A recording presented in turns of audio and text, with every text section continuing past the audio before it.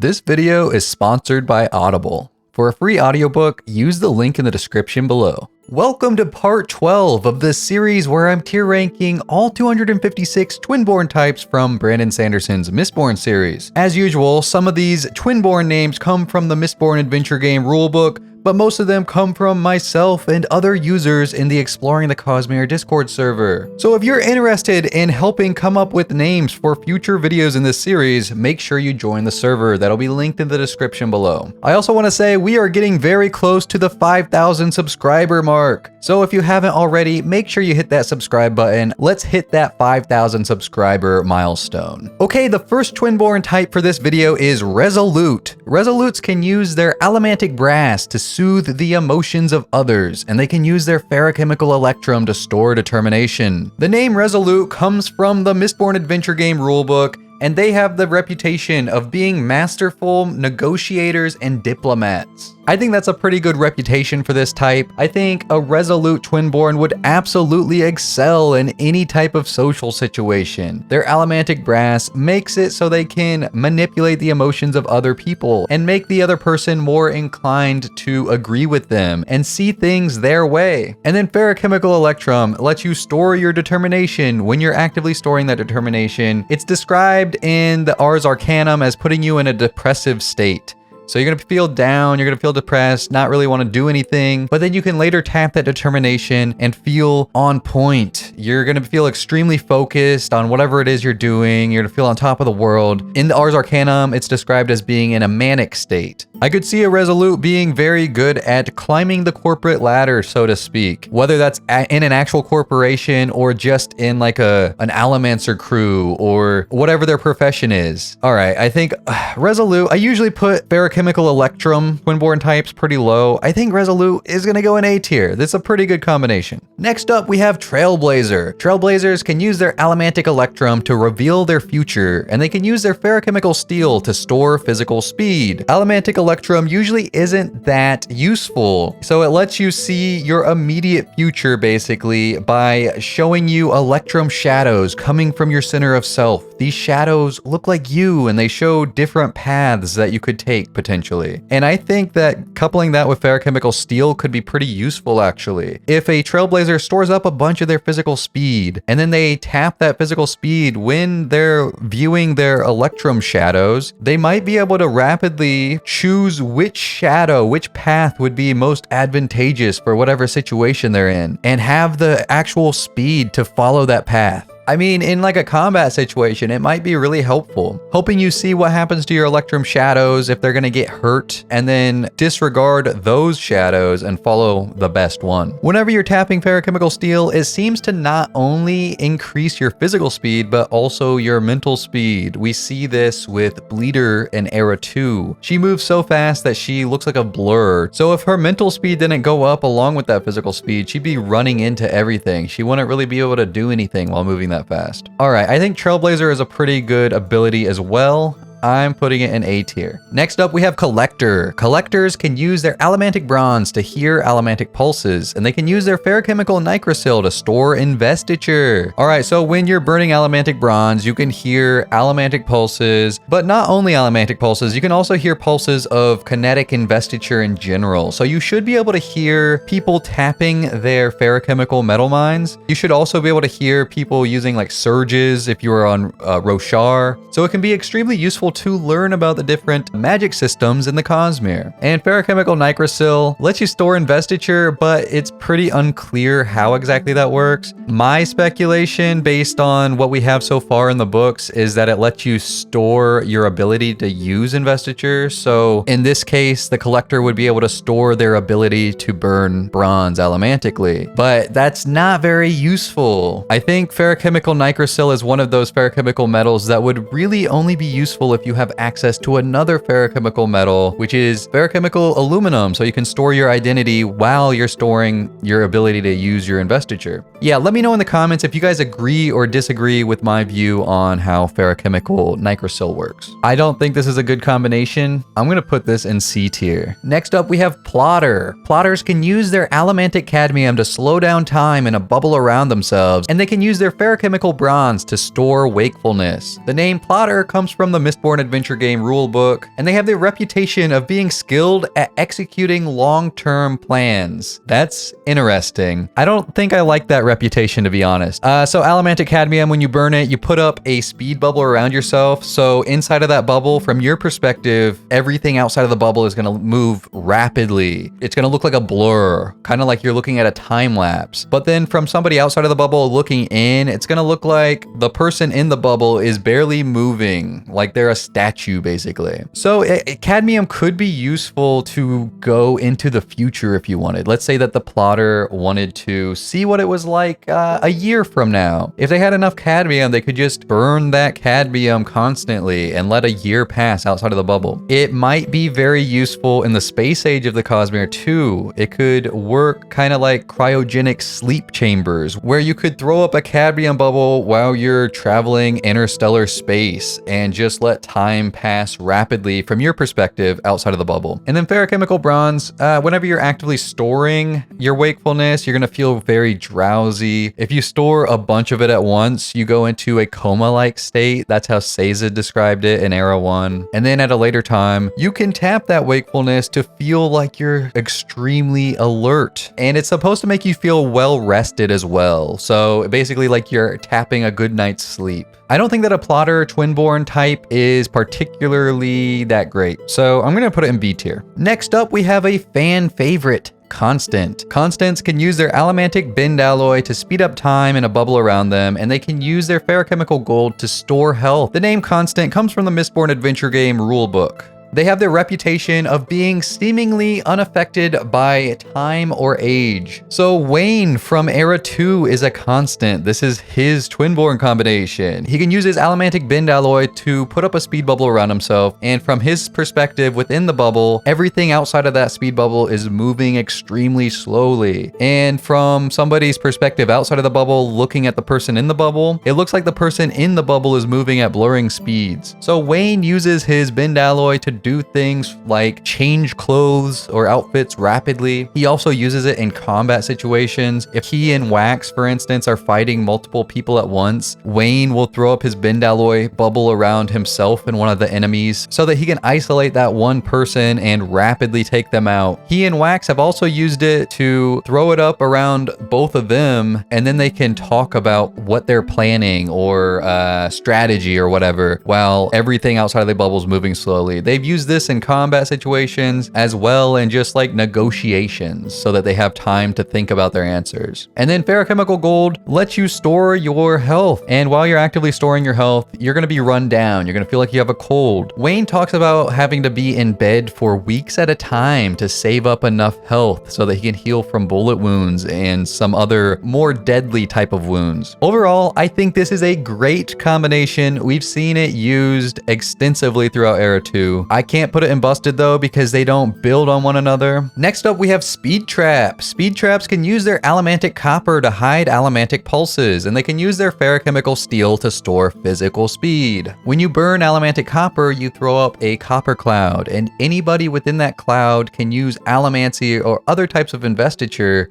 and those pulses created from using that kinetic investiture will be hidden. Burning allomantic copper also protects the allomancer that's burning copper from emotional allomancy, so that's a pretty big benefit for this speed trap. I don't think that these two are really great together. I guess I could see a speed trap being the type to commit heists. I'm imagining them burning their allomantic copper to hide the fact that they're tapping their ferrochemical steel, so even if there's seekers about, they're not going to be able to pick up on the pulses that are created while they're actively tapping their steel. They could run up into a bank, for instance, at blurring speeds and just rob them blind and then be out of there in no time. Yeah, I don't know. It's not a great combination though, so I'm just gonna put it middle of the road. It's going in B. Next up, we have Dung Beetle. Dung Beetles can use their allomantic duralumin to enhance the current metal they're burning, and they can use their ferrochemical pewter to store physical strength. So this is one of the gnats of the Twinborn world. They really can't use their allomantic ability for anything, because even if they burn their duralumin, they can't burn any other allomantic metals to enhance. So Dung Beetle is going straight to D tier. Next up, we have Wim Flitter. Wim Flitters can use their allomantic electrum to reveal their future, and they can use their ferrochemical iron to store physical weight. The name Wim Flitter comes from the Mistborn adventure game rulebook, and they have the reputation of being prone to change plans. I don't really get that reputation, to be honest.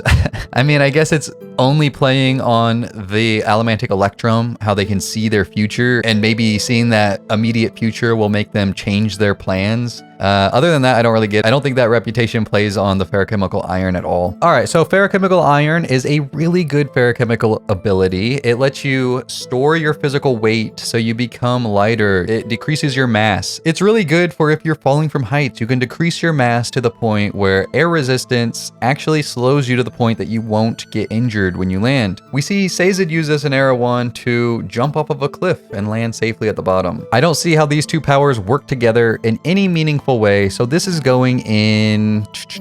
It has to go in C tier. I think the Electrum just brings it down that much. Next up, we have Sentiment. Sentiments can use their Allomantic Gold to reveal their past self, and they can use their Ferrochemical Duralumin to store connection. Allomantic Gold has not been shown to be very useful at all so far. Whenever you burn your Allomantic Gold, you see a gold shadow. This gold shadow is another version of yourself that could have been if you had made different choices in your past. It's described as a surreal experience when you burn gold because you see out of your own eyes and the eyes of the gold shadow at the same time, and you think with your brain and the brain of the gold shadow, so you have two different sets of thoughts going on as well, but your mind is expanded so that it can accommodate this. Kelsier said that he never burned it really because of how surreal it felt, and I think Vin was the same way. We see Miles in Era 2. He is a gold compounder, so he has Allomantic Gold as an ability, and he does burn it every once in a while. I think he pretty much burns it just to kind of self-reflect and remind himself that he has that ability. But yeah, it's not very useful. Maybe in the future we'll see somebody find a better use for it. And then Ferrochemical Duralumin lets you store your connection, so when you're actively storing your connection,